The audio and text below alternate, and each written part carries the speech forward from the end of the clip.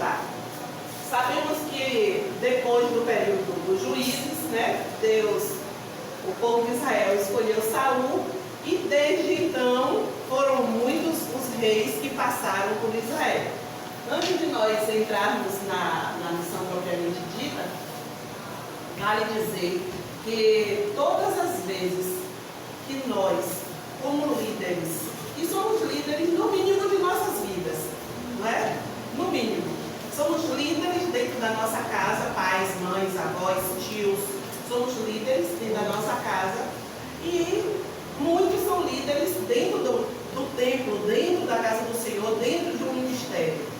E sempre que nós, na liderança, obedecemos ao Senhor, as coisas vão acontecer segundo o propósito dele para aquela vida, para aquele ministério, para aquela família. Nós estamos vivendo o mês da família e nós precisamos ter essa consciência que o Senhor nos plantou ali dentro daquela família, não foi por acaso.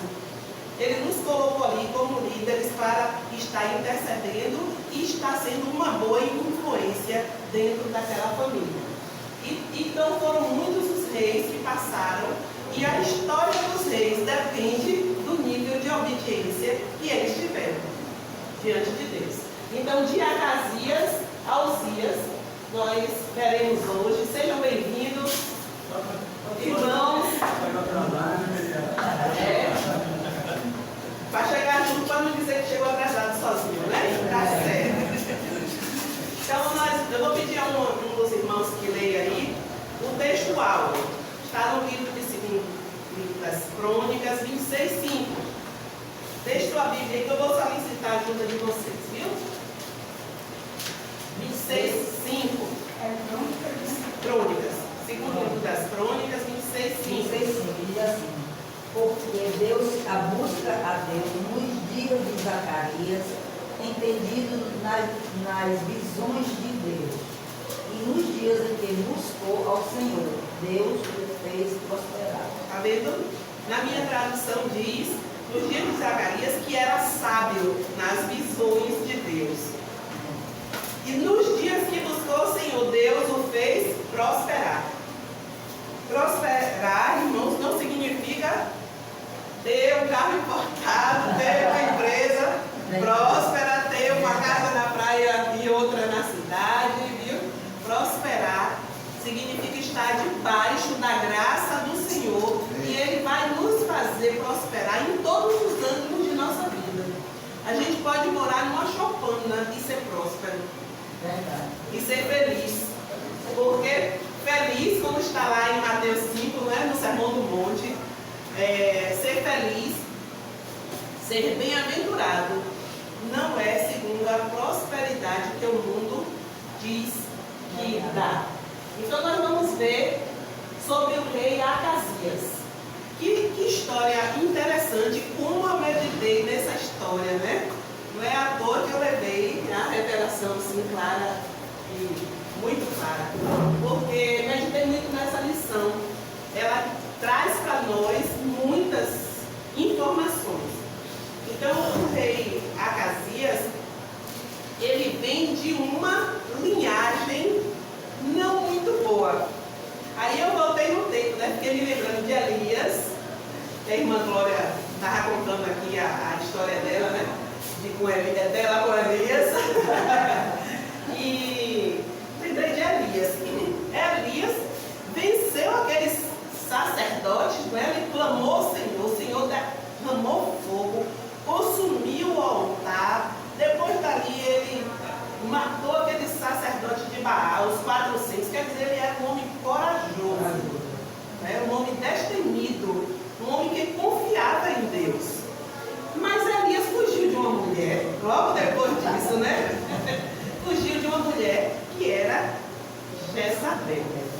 E esse rei Acasias, ele é da descendência de Jezabel.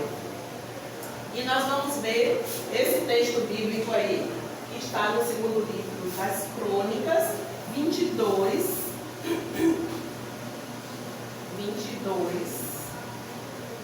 de 1 a 9.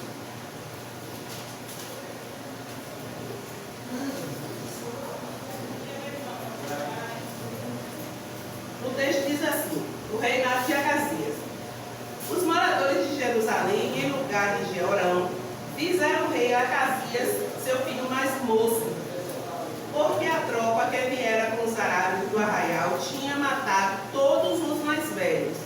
Assim reinou Acasias, filho de Jeorão, rei de Judá. Era Acasias de 22 anos de idade quando começou a reinar, e reinou 1 ano em Jerusalém.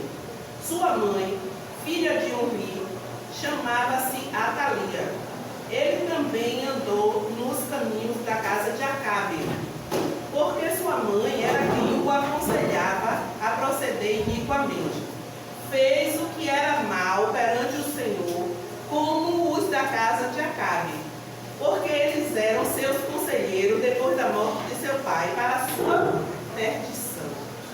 Também andou nos conselhos deles e foi com Jorão, filho de Acabe, rei de Israel, a Ramote de Gileade, a peleja contra Azael, rei da Síria, e os sírios feriram Jorão. Então voltou Jezreel para curar-se das feridas que lhe fizeram em Ramá, quando pelejou contra Azael, rei da Síria. E desceu Acasias, filho de Jeorão, rei de Judá, para ver a Jorão, filho de Acabe, em Jezreel, porquanto estava doente. Aí, quantas coisas que a gente pode meditar nesse texto, né? Bom dia, licença, Bom dia, minha querida líder. A primeira coisa era que Acasias, primeiro que o rei de Judá era o reino de Israel, ele foi dividido, né, em 2 reinos. O reino do norte, que era Israel, e o reino do sul, que era Judá. E Acasias, nós estamos aqui no período que fala sobre os reis de Judá, que era o sul. E Acasias era um dos reis de Judá. Ele era filho de Jeorão e de Atalia. Atalia, ela era filha de Acabe e Jezabel, aquela mulher má, que o rei era Acabe, mas era ela quem ditava, né, as coisas do reino. E a Bíblia diz que a mulher sábia edifica a sua casa, mas a tola derruba com as próprias mãos. E Jezabel era uma mulher tola, insensata, e que derrubou o reino de Acabe, porque era ela que era líder e era uma líder má. O currículo de Acasias começou pesado. Muito pesado, muito pesado. O peso biológico de Acasias e o peso psicológico foi muito forte. Então ele era filho da filha de Acabe e Jezabel. Misericórdia. Gente, ser filha de Jezabel não é fácil não. Ninguém merece. Ninguém merece, né? É tanto, irmã, que nunca vi ter uma mulher com o nome de Jezabel. Não.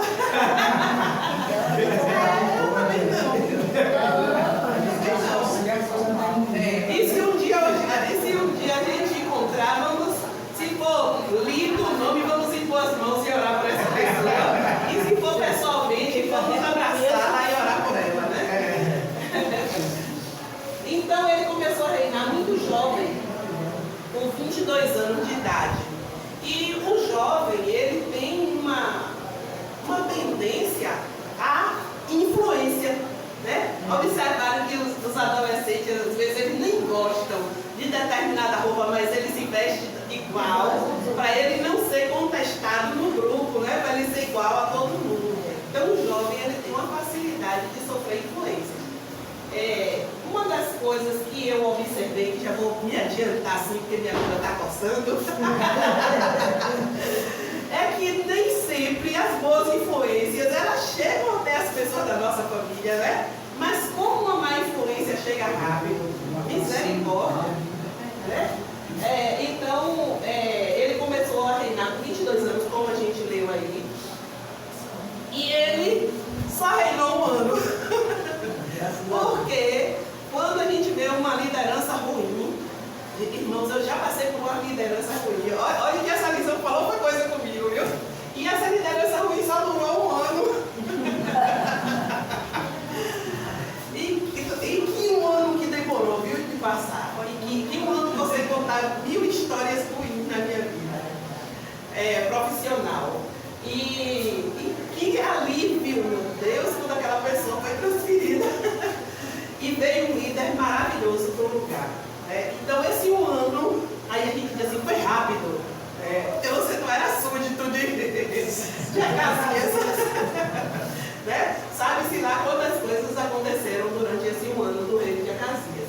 Porque ao final desses capítulos do livro de Reis, do livro de Crônicas, sempre fala assim, mas vamos ler lá no livro dos Reis, mas nem tudo está escrito no livro dos Reis, né?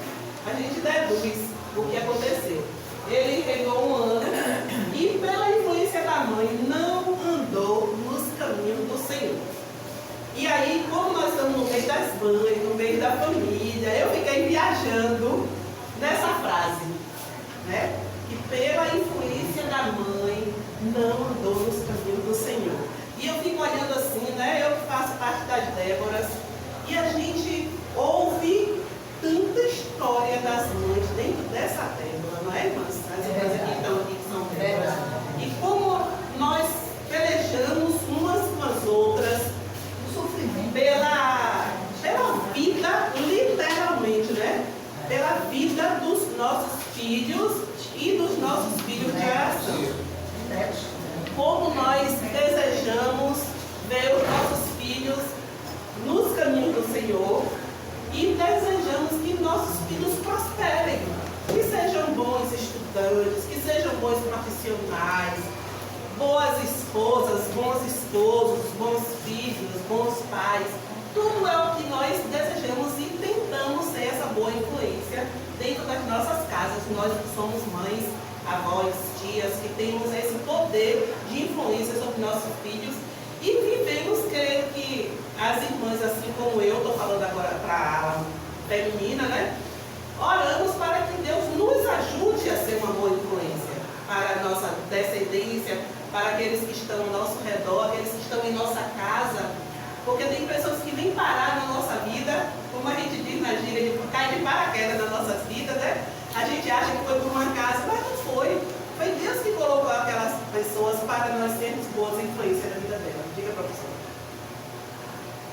Baseado aí no que a irmã está colocando, com o pano de fundo, para entendermos por que estudamos, por que existe o livro de 1º e 2º Reis, e 1º e 2º Crônicas. Porque dois livros que parecem falar da mesma coisa. Eles foram escritos, só para a gente entender esses estudos, e que vai bater em tudo que a irmã está falando aí. Só que quem escreveu foi justamente para mostrar que essas más influências, as más escolhas, levaram aquilo que eles viveram, eles presenciaram, eles testemunharam. Sim. Livro dos Reis, tradicionalmente, os judeus, que foi quem compilou a principal parte do Velho Testamento, né? Atribui a Jeremias. Jeremias viu o quê? A destruição de Judá. E sabia da destruição de Israel. Sim. Por causa do quê? Dos seus reis terem caminhado longe do Senhor, ter se afastado do Senhor. Então, se não foi só Jeremias, foi quem andava com ele também. Ele foi o quê? Testemunha da destruição. E ele viu tudo acontecendo, ele profetizou e viu tudo acontecendo gradualmente, até tudo ser destruído, Jerusalém ser destruída. Então ele está escrevendo como se chegou aquilo ali. Né? Você pega Jeremias, então ele escreveu como se chegou à destruição. E o Crônicas se atribui, os judeus também atribuem, a Esdras, que foi o quê? Sacerdote e escriba. Esdras veio já pós-cativeiro. Então Esdras também que escreveu, baseado em quê? Estamos voltando para a terra, reconstruindo. Mas por que chegou a esse ponto? E aí conta a história. Então, Reis e Crônicas é isso aí, o resultado das escolhas, das influências, das más decisões. E muito oportuna, né, a palavra que sabe a palavra do professor, porque Deus, Ele não permite que nós sejamos nem enganados e nem estejamos inocentes diante daquilo que vai nos acontecer. As pessoas fizeram as escolhas, os reis foram más influências, mas em todo o tempo Deus alertou através dos sacerdotes que eles estavam errados e que eles deveriam se arrepender, voltar a servir, a adorar e a obedecer ao Senhor.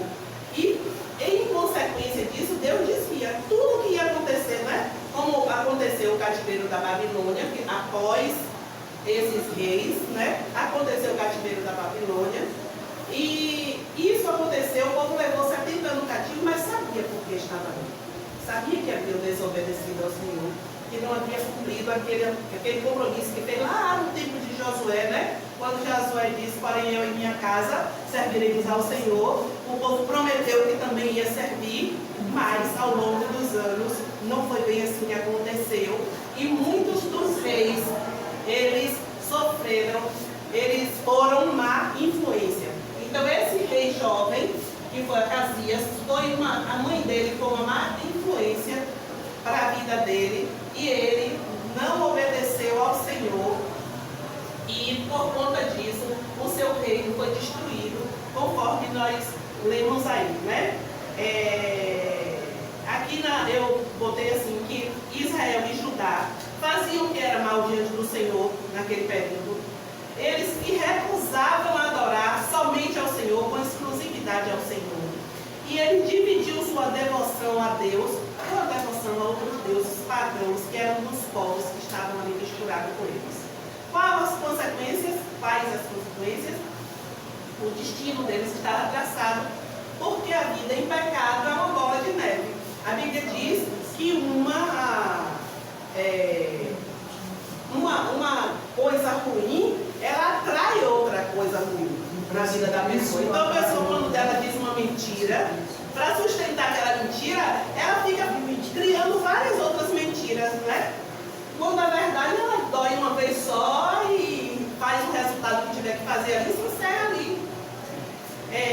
A partir das experiências do que a gente lê na Bíblia, né, aprendemos que o caminho da obediência ao Senhor é o sinônimo de alegria e de bênção na vida.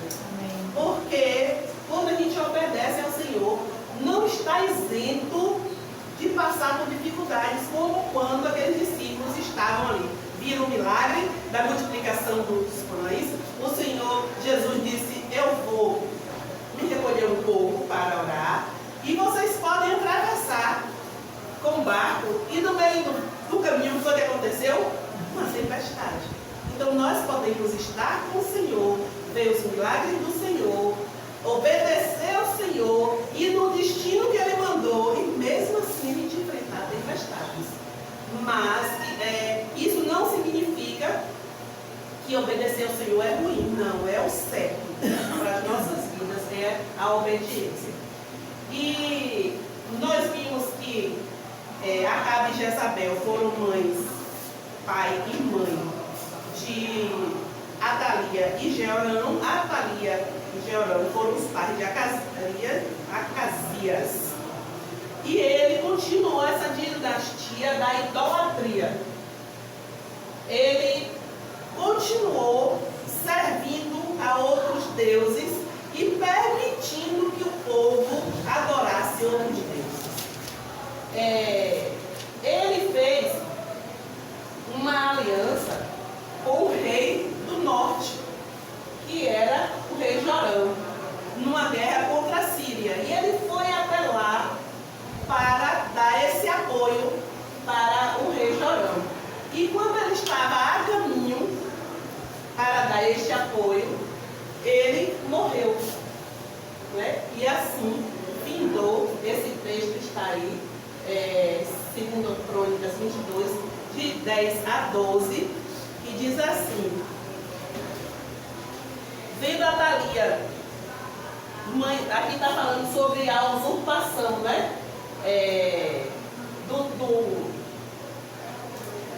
Do lugar do rei. Vendo Atalia, mãe de Acasias, que seu filho era morto. Olha que mãe, viu?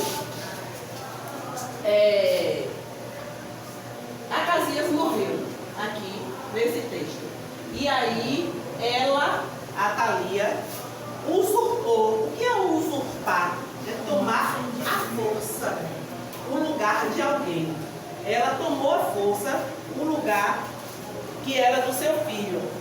Vendo Atalia, mãe de Acasias, que seu filho era morto, levantou-se e destruiu toda a descendência real da casa de Judá, inclusive os netos dela. Era gente que prestasse essa criatura? Essa daí era. Essa aí é. Não tem disso. Não há dúvidas. Eu fiz essa uma piada sobre o xingamento dos crentes. Um dos xingamentos é esse, filha de Jezabel.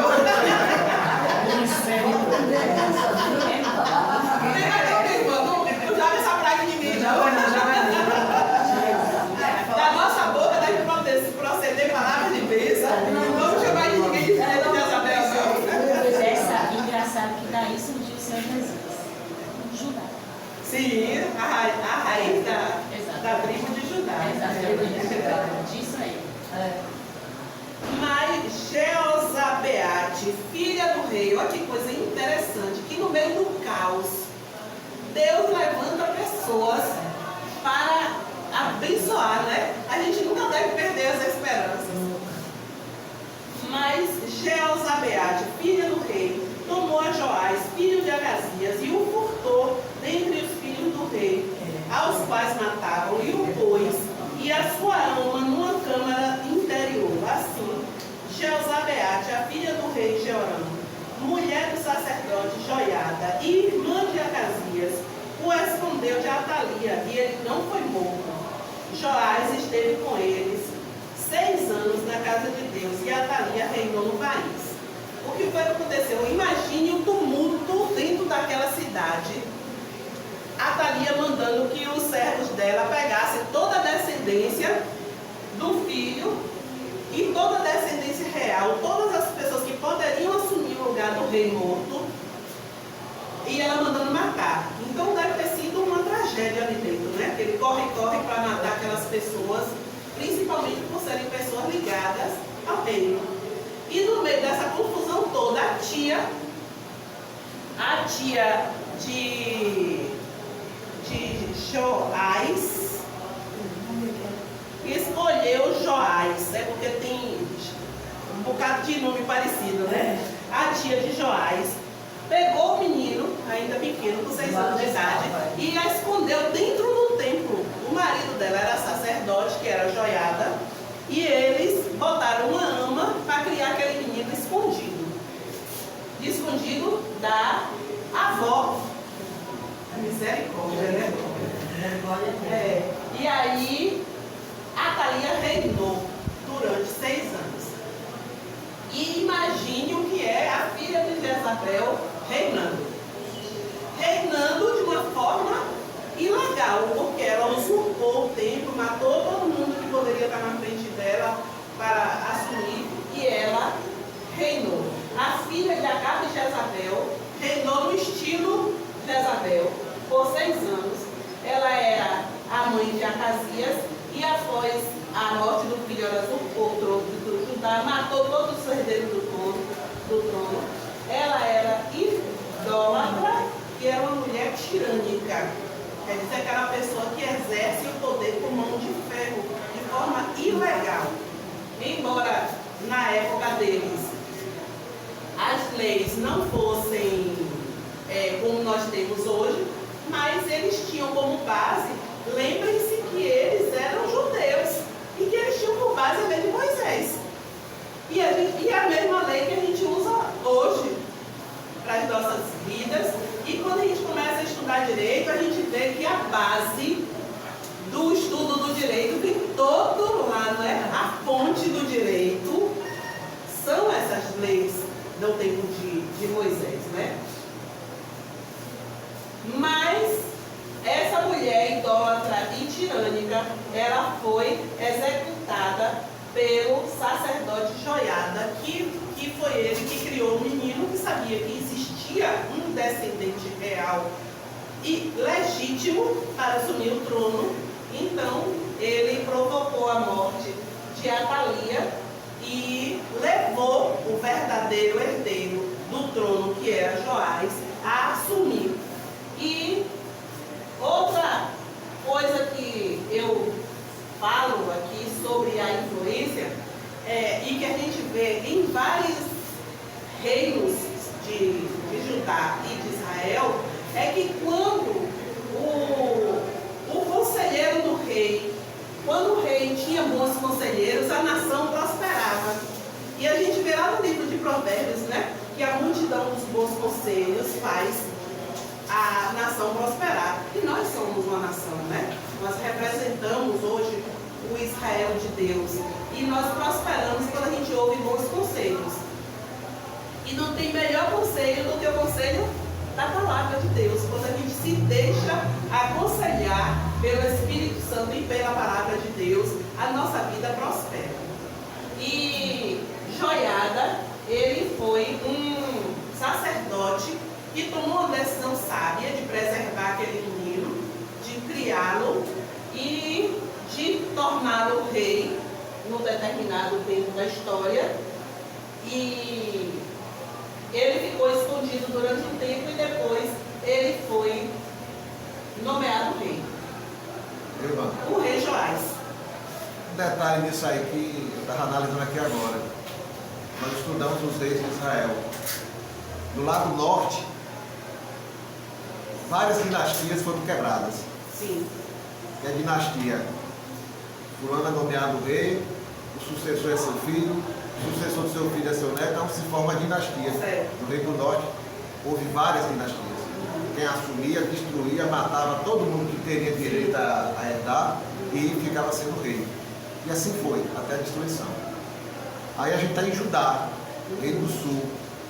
Deus prometeu a Davi: Sim. a tua descendência darei o trono perpetuamente. Com a promessa de Deus a Davi. Quem é que vai cumprir essa promessa? É Davi? Não. É eu? Não. A promessa de Deus a Filipe, de que eu vou fazer isso na tua vida, é ele, Filipe, que vai fazer? Ele tem que fazer o que Deus está pedindo. Mas quem vai cumprir é o Senhor. Então vai cumprir a promessa que ele fez a Davi? Vai. A Thalia assumiu o trono, filha de Jezabel, não é da linhagem de Davi, ficou 7 anos no trono.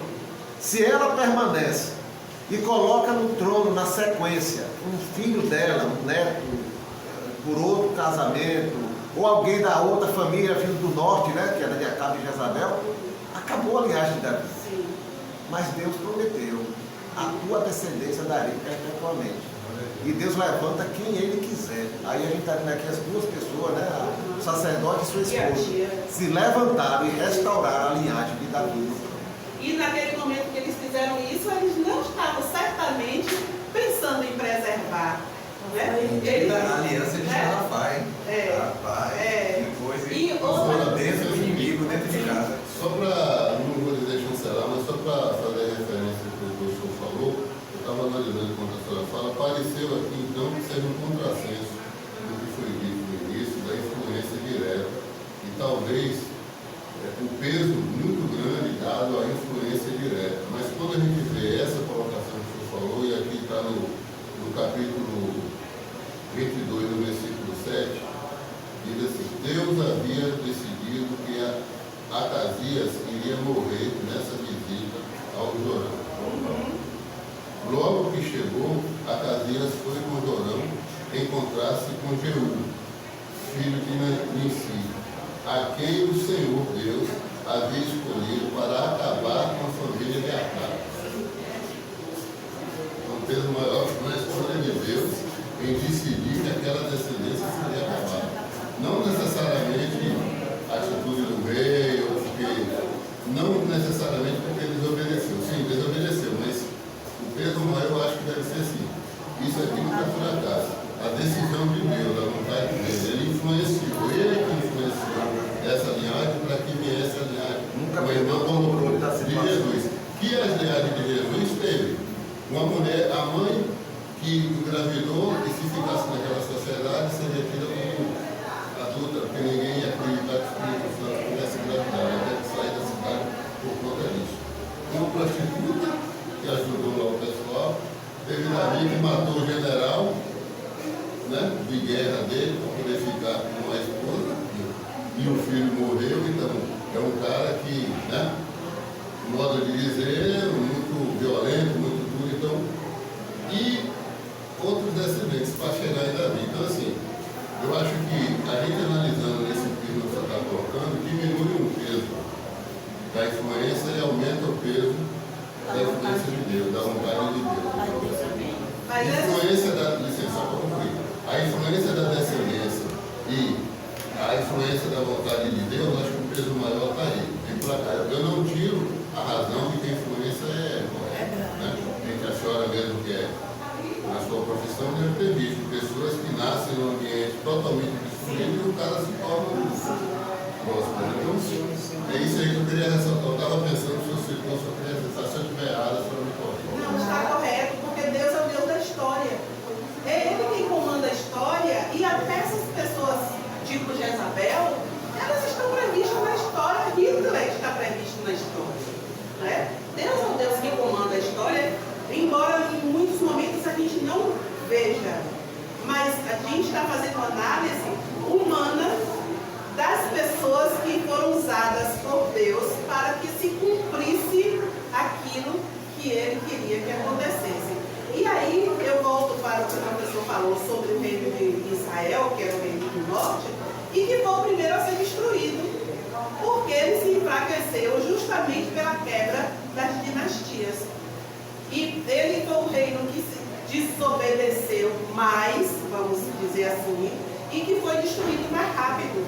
Enquanto que o reino de Judá, onde teve dinastias em que a palavra de Deus foi obedecida por mais reis, eles se mantiveram firmes e foi o reino a, por último, ser destruído e ser dominado por Nabucodonosor, que por último levou a todos os príncipes, né? Porque o povão mesmo, várias pessoas ficaram dentro daquela cidade destruída, inclusive Jeremias, né? Que optou por ficar.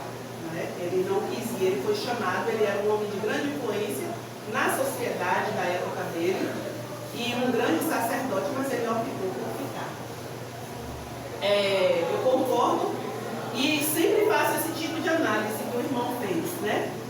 Quando a gente está orando sobre determinado assunto, que a nossos olhos é uma coisa difícil, aí eu paro e penso assim, sim, mas como é que está a soberania e a mão de Deus sobre esse assunto? Porque vai se cumprir a soberania de Deus sobre determinada vida e sobre determinado assunto acima daquilo que eu quero ou que eu peço. Sempre vai prevalecer a soberania de Deus na história do mundo. Porque nós somos dele e exercemos a nossa vida para ele. Então tudo é ele quem controla. Joás, filho de Acasias, foi corado com 7 anos de idade, mas ele sendo uma criança, Joiada, que era o sacerdote, ficou ali, dando todo o amparo, sendo o conselheiro, e sendo ele próprio, Joiada, quem estava ali administrando. E a gente lê nesses textos, que eu não estou lendo os textos, mas que os irmãos podem conferir aí, que ele ficou sendo amparado e assessorado por Joiada, que foi um bom conselheiro. Então, na multidão dos bons conselhos, aí reside a felicidade, o progresso de uma vida, de uma pessoa e de uma nação. Ele reinou por 40 anos e ele foi influenciado, muito bem influenciado por Joiada. Ele Joiada promoveu reformas religiosas muito importantes para a época e fez o povo restaurar o templo de Jerusalém, que para o povo era uma coisa muito importante, era um local importante, porque eles entendiam que Deus estava presente no templo e a restauração do templo era importante. Ele fez, Joás, sob a influência de Joiada, fez o que era reto perante o Senhor. Mas quando Joiada morreu, veio outro tempo para a vida de Joás. Ele afastou-se dos caminhos do Senhor e ele voltou a promover a idolatria. Então ele deixou que as pessoas mantivessem aqueles altos. O que eram os altos? Eram altares que existiam dentro da nação, onde as pessoas adoravam outros deuses. E ele permitiu que isso acontecesse. Observem como nós às vezes vemos essa questão da idolatria muito direcionado por adorar uma imagem de escultura. E idolatria não é somente isso. Nós crentes podemos ser idólatras quando nós colocamos em nossas vidas algo que está acima de Deus nas nossas preferências. E nós sabemos que tempo, a forma como nós gastamos o tempo pode ser uma idolatria nas nossas vidas. Porque o nosso tempo ele deve também ser direcionado para estar Deus acima de tudo.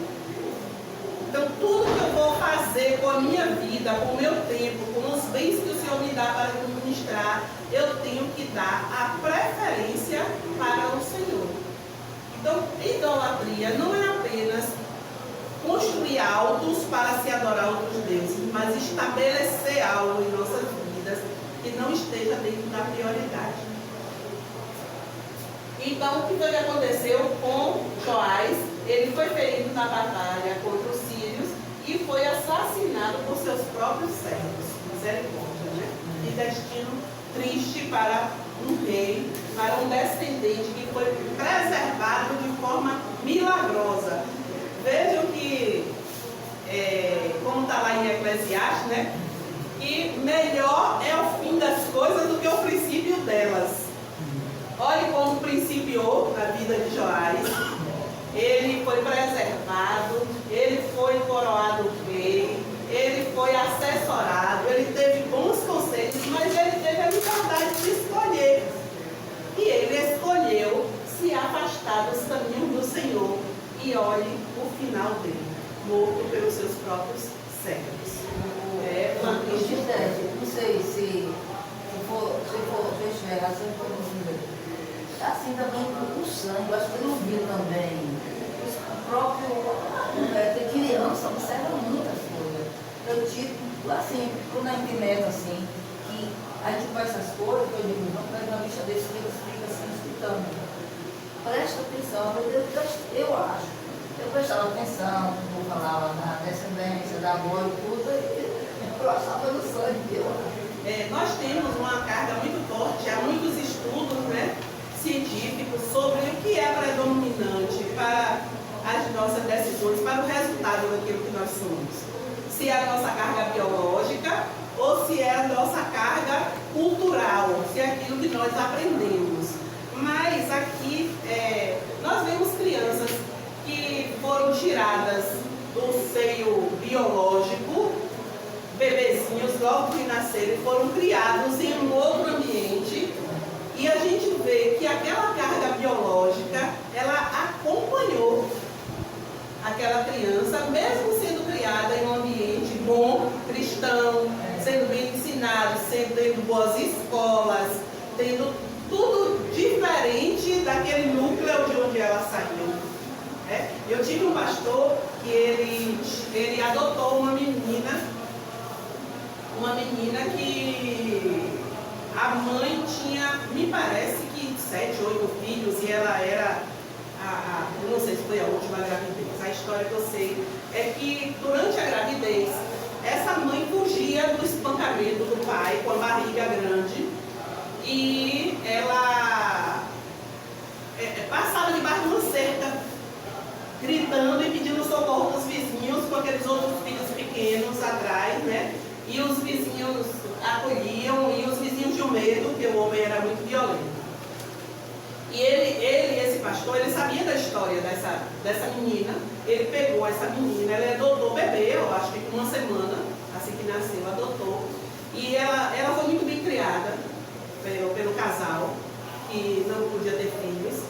E ele contava que ela, várias vezes na noite, enquanto criança, ela acordava gritando, tendo pesadelos terríveis. Como ele sabia da história de vida da menina no ventre da mãe, aí ele disse que deitava e botava a menina aqui dentro dele e acolhia ela até que passasse.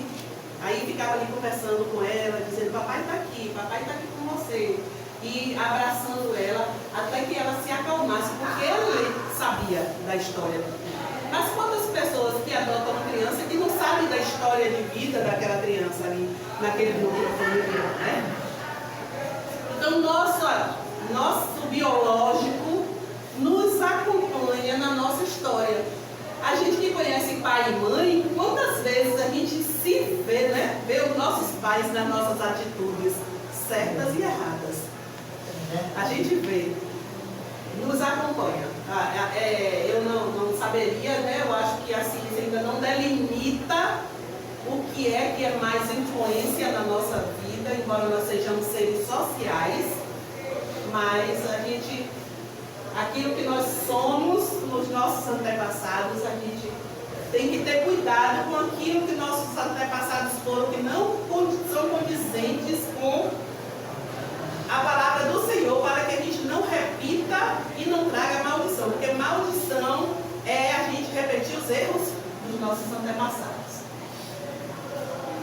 O rei Amazias era filho de Joás, ele reinou 29 anos, ele venceu os edomitas, mas olha o que foi que ele fez de errado. Ele trouxe os deuses dos edomitas para dentro da nação de Judá.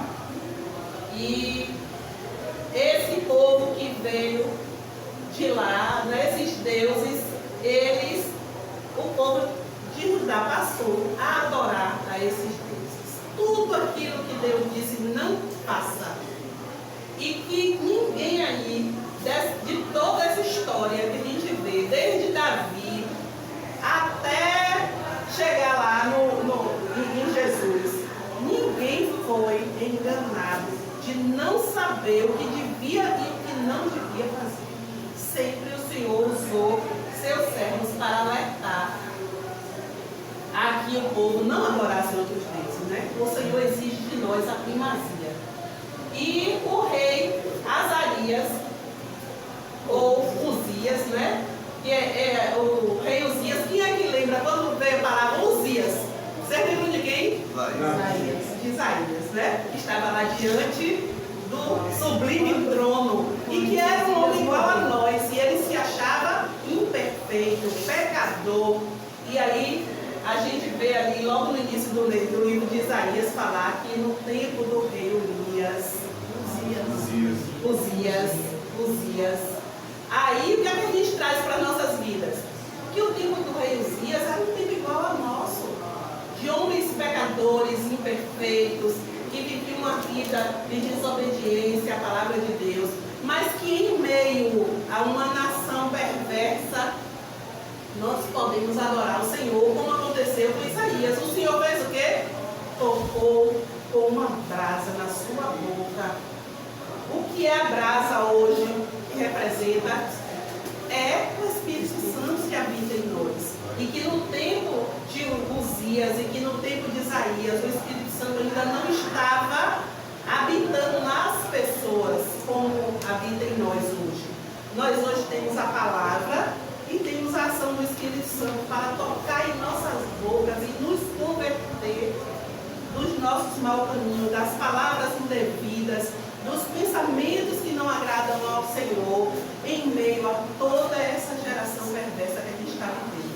O tempo nunca foi um tempo de paz para o servo de Deus, porque nós não somos deste mundo. Aí ontem eu estava falando com meu marido, ele me contando de uma pessoa que ele conhece, que serviu ao Senhor, e que ele me mostrando um vídeo, e ele ficou chocado de ver essa pessoa sentada num lugar bebendo. Ele disse, mas essa pessoa fica ensinando a palavra de Deus e hoje está assim. E aí na hora me veio uma imagem. Como meu marido era motorista de ônibus, aí eu disse assim, olha, imagine você dirigindo um ônibus bem grande, indo por uma estrada, e todas as outras pessoas do fluxo do trânsito, elas estão na contramão. E somente você está indo ali dirigindo aquele carro bem grande, numa estrada estreita, e todos os outros na contramão. Assim é a vida do crente. Nós vivemos sempre na contramão. É fácil, alguém aqui já dirigiu na contramão e de repente alguém gritou, ei, barbeiro, é contramão!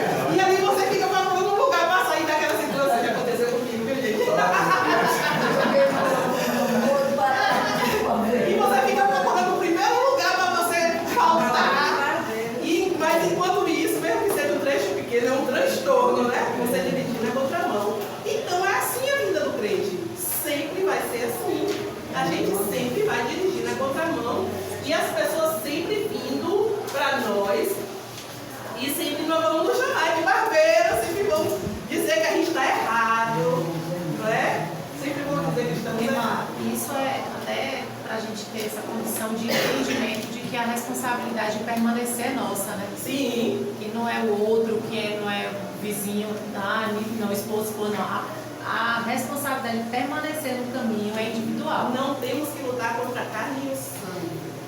É a gente que tem que estar ali. E nesse momento, se a gente vê um irmão que caiu, orar, pedir a Deus para ter misericórdia, para ir ali, né? O Senhor, ele já ouviu do Senhor. Ele pode voltar e se arrepender, faz algo e tal, né? Até para a gente entender também que a gente também é da mesma. Quem está em pé, cuide que não caia. Entendeu? É muito sério. Adicionar um comentário a esse comentário, né? Ela passou uma visão, passar um complemento.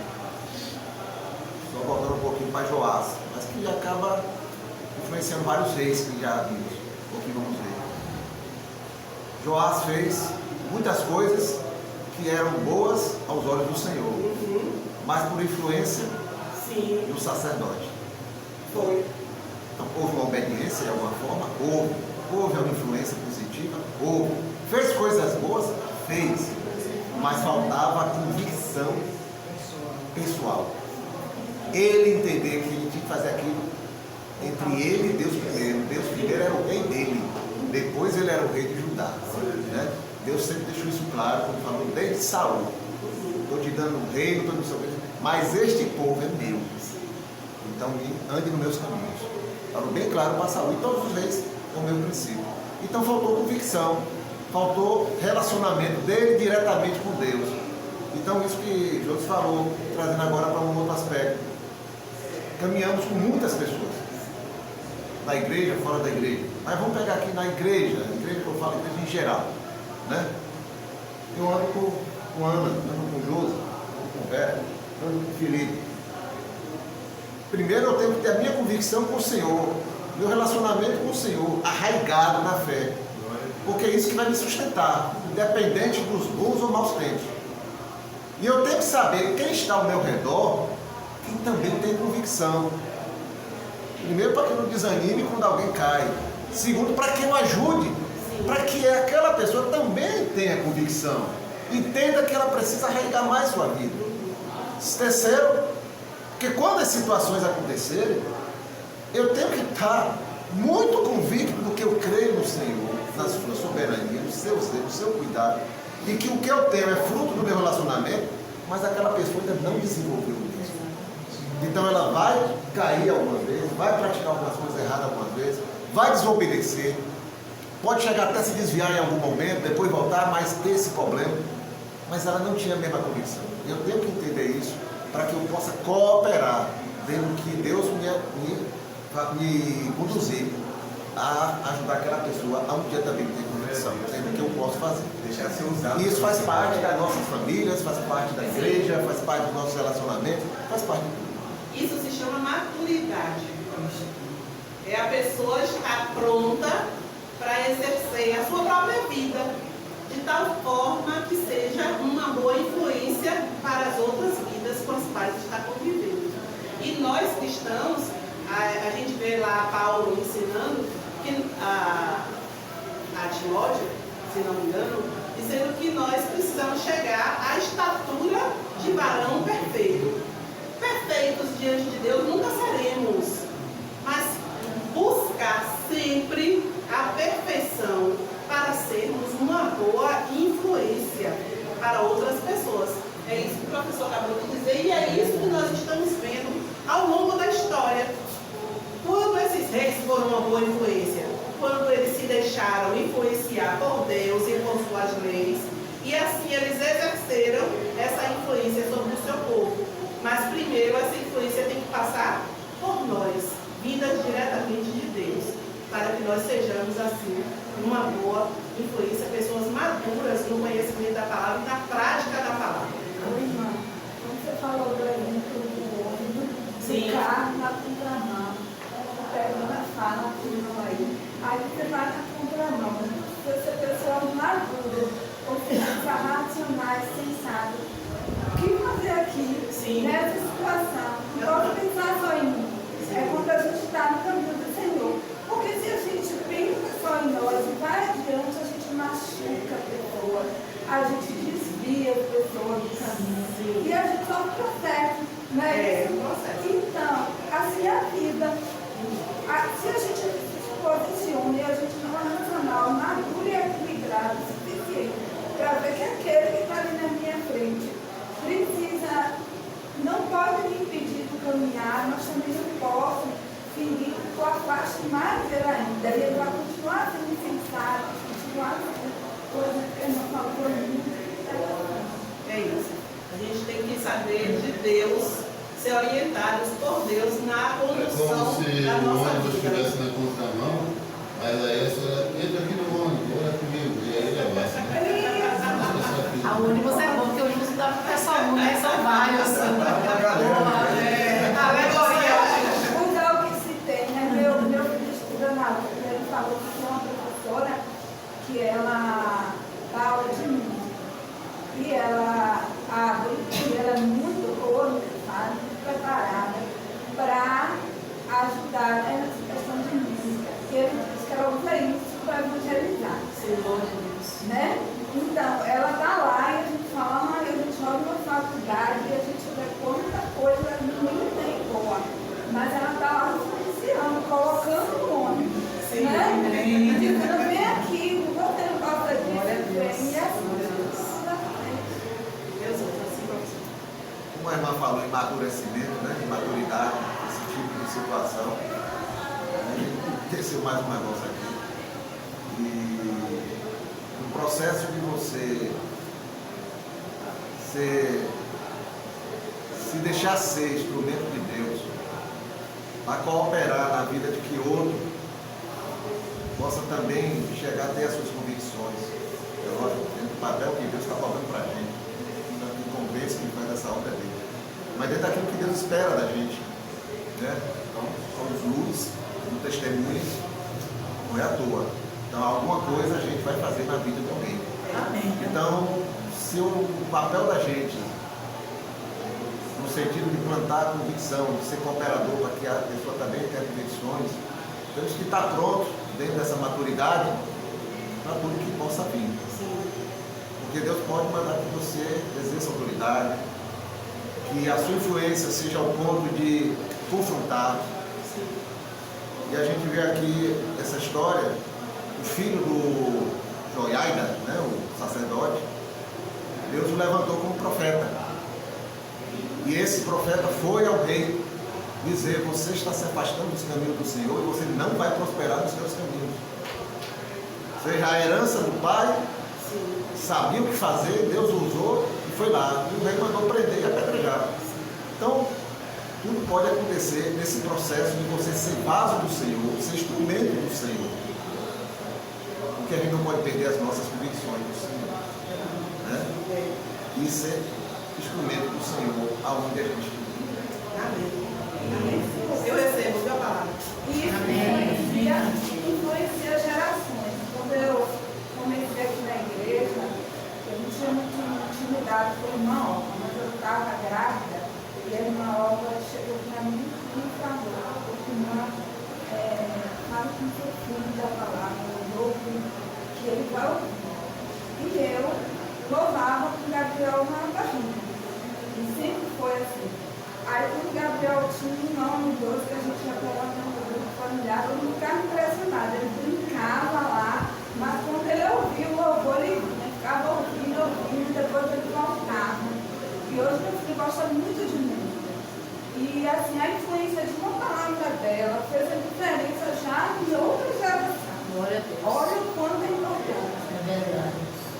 A gente influencia gerações que vem do mal, como no caso da Exatamente. Essa coisa de palavra, eu estava levando um casais do cerimonial e todo mundo gosta de trabalhar, mas eu estava embalando. Eu sempre faço isso no final, pego tudo que já foi usado, coloco, protejo, embalo, passo a corda, tal, não sei o quê, e aí eu protejo. E aí 2 casais, líderes, passaram assim, aí eu já estava aqui na quadra.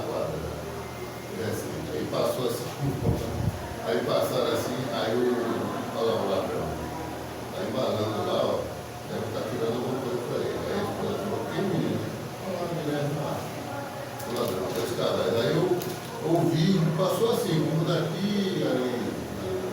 Aí eu ouvi, assimilei e continuei embalando. Pegava a folha de papel, escrevia, estava colocado, embalando, mas ela tinha aqui, tá? Aí tudo bem, fiquei na oração. Quando foi mais tarde, o pessoal do caminhão chegou para recolher, teve um que falou assim, rapaz, glória a Deus, não facilita muito para a gente. Quando a gente chega lá, está tudo quanto é equipe misturado, e vocês identificam, então pega. Então essa coisa da influência da palavra, a gente também tem que ter maturidade no sentido de saber o que a gente acorda. Porque a palavra maléfica vai virar, né, como você fala, ela pode morrer apedrejada, mas também pode ser ofendido. Mas a palavra boa a gente tem que assumir. Então vale a gente escolher qual é a palavra que a gente vai bater. Eu bati no caminhão. Eram 2 casais de líderes da igreja, ainda são. E o que elogiou foi o chapa do caminhão que estava descarregando. Eu fui na palavra dele. Então assim, maturidade também é isso. A gente tem discernimento em saber o que é que a gente vai guardar em mente, o que é de Deus, o que não é. E só para complementar, com todo respeito, não sei se o senhor sabe disso, é fácil. Quando o senhor fala assim, parece fácil, mas não é. Não é. A gente ser instrumento de Deus e a gente estar preparado e não criticar o outro, não falar o outro e não tal. Mas assim, é propósito nosso como cristão, mas não é fácil. Eu queria só salientar isso para o senhor, mas depois a gente Com certeza não é fácil, não. Depois a gente conversa, mas não Com é certeza não é fácil. Então só fala tão bonito que eu fico olhando assim. Teve um que tentou influenciar e terminou na cruz. E eu vou terminar onde? Dirigir um ônibus na contramão não é fácil, né? Com mais autoridade terminou na cruz. Em concordância com o irmão aqui, com o que ele estava falando, não é fácil realmente, mas usando o próprio argumento dele sobre o discernimento, né? Saber discernir as coisas da forma certa, espiritual, quando é, de quando não é, já é um passo forte para ele poder ser usado e ser instrumento. O discernimento espiritual, ele nos conduz a tomar decisões certas, né? Por isso que a gente precisa vir para a escola bíblica dominical. Porque quando a gente estuda a Bíblia e a gente compartilha, aprende uns com os outros, a gente sabe o que dizer na hora certa, da forma certa, para a pessoa certa e agir certamente. E finalizando, né? Nós vimos que Uzias, que foi filho de Amazias, ele reinou 52 anos, ele teve prosperidade, né, no seu reino, com avanços militares, fortalecimento do reino, mas ele ficou exaltado quando ele viu o seu reino prosperar, humano igual cada um de nós, né? Diz que quem quiser saber quem é o homem, deu o poder para ele. Aí eu me lembro que eu tinha um pastor, lá na Assembleia de Deus, que dizia, irmão, tem irmãos aqui que não pode ter uma bicicleta, porque se tivesse desvia. E é verdade, né? Então, o rei Uzias, ele se exaltou quando ele viu que o reino dele prosperou em todas as áreas, o coração dele se exaltou, ele profanou o templo, porque a gente viu lá que somente os profetas da linhagem de Levi é que podiam servir no templo, né? E que aqueles descendentes de Arão é que podiam servir, eram eles que podiam levar o fogo para o altar. Existia todo um processo para que aquilo fosse feito. Tanto é que os filhos de Arão morreram, porque eles levaram o fogo, que não era o fogo santo, para o altar, né? E eles morreram em consequência disso. Ao longo da história vimos várias situações. E o que aconteceu?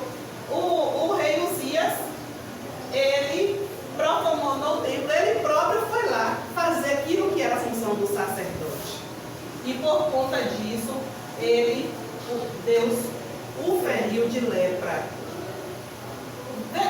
Sintetizando essa lição, irmãos, podemos concluir que para sermos uma boa influência, nós precisamos ser obedientes à palavra de Deus. Todos os que desobedeceram foram acometidos de algo muito grave em suas vidas. E melhor é o fim das coisas do que o princípio delas. Então, o grande rei exerceu de forma correta, seu reino prosperou, mas no final fez o quê? Se exaltou e terminou a vida leproso. E concluindo, mas a desobediência e o orgulho trazem o juízo de Deus sobre as nossas vidas. E esse juízo pode ser o juízo eterno, misericórdia. Por isso que a palavra diz, o horrível da coisa é cair nas mãos do Senhor. Gente, essa palavra é forte. Verdade. Então vamos obedecer.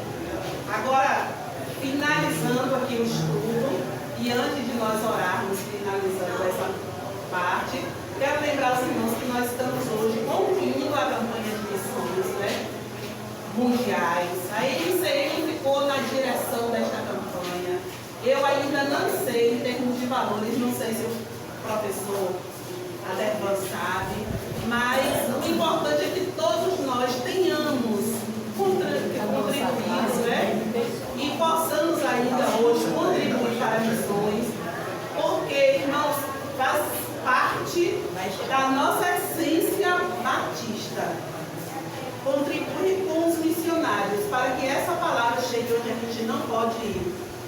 Nos países onde as pessoas não podem fazer isso que nós estamos fazendo aqui hoje. É um privilégio poder levantar no domingo de manhã, vir para a igreja, estudar a palavra, compartilhar nossas experiências e aprender com a palavra de Deus e uns com os outros. Nem todos podem ter esse privilégio. Vamos contribuir, orar e ensinar para que outras pessoas tenham desejo de ir, né? E que nós possamos manter aqueles que têm a coragem de ir, onde nós não podemos ir. Amém. Isso é fazer missões. O professor não sabe o geral, mas da nossa classe ele sabe. Sim. A gente já ultrapassou? Não, falta pouca coisa. Então vamos. Quanto vai pouca coisa, professor? Bota aqui Para a gente resolver agora. O pau que me passaram, R$600. Falta quanto? O pau que me passaram, porque alguém pode ter passado direto e não me informou, né? 600. R$600. Para quem nossa base é gente igual. Dá pra gente. Tá. Se no livro a gente não tiver, a gente vai ter que ir. Tu dá 50 ou tu dá 100? Isso. Ou tu dá 600. Você traz 120, né? Vamos resolver. Sempre atinge, né? Vamos resolver. Eu sei que hoje tem depósito, então vamos ver o próximo dia. É hoje o último dia? Hoje é o último dia da campanha, hoje é o encerramento. Mas geralmente lá Até para o mais próximo alguns dias domingo ainda pode contribuir. para contribuir. Mas é o mesmo esquema, bota a Julieta. Sim. Eita rocha. Como diz a Josi aqui, ó, encerrando esse Ô, gente, só para aproveitar, desculpe interromper, Não. só porque a gente aproveitando o cenário que está aí, para entender outras coisas da Bíblia, é um momento bom. Sim. A irmã citou Isaías. Quando Isaías, a gente conhece muito aquele trecho, né? No ano da morte do rei Uzias, eu vi um alto e sublime trono. Isaías estava mostrando, não sei se a palavra certa é essa, mas um certo desespero. Senhor, quem vai assumir o trono de Israel? Olha o cenário. Olha o cenário que ele tem conhecimento, ele já estava vivenciando. Aí Deus chama, ele procura Deus e a resposta de Deus é: olhe para o meu trono, sou eu que governo. Por isso que ele viu o trono de Deus, Amém. não o trono de Israel. Quem governa é o Senhor. Então ele trouxe a visão a Isaías de que quem governa soberanamente sobre as nossas vidas, sobre o mundo, sobre Israel, sobre Judá, sobre tudo, é o Senhor. Então ele estava no controle. Isaías não deveria se preocupar com isso. Aleluia. Glória a Deus. Santo Deus e eterno Pai, ó Senhor, diante da sua presença, que nós colocamos diante do Senhor nesse momento, mas o Senhor está nos vendo o tempo todo. Louvado e exaltado seja o seu santo nome, Pai, por essa linda aula dessa manhã, Pai. Em nome de Jesus, muito obrigada pela igreja de Gildete, para minha irmã Lúcia, que vem sempre com o seu coração envolvido na palavra que o Senhor entregou a ela.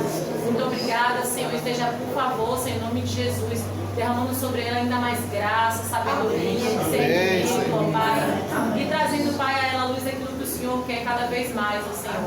Em nome de Jesus, abençoa cada irmão aqui presente, Senhor, cada família aqui representada, Pai, com essa palavra, Senhor, venha modificar o nosso ser, Senhor, daquilo que precisamos, ó Deus. E naqueles que já temos convicções, ó Deus, que ninguém nem nada influencie.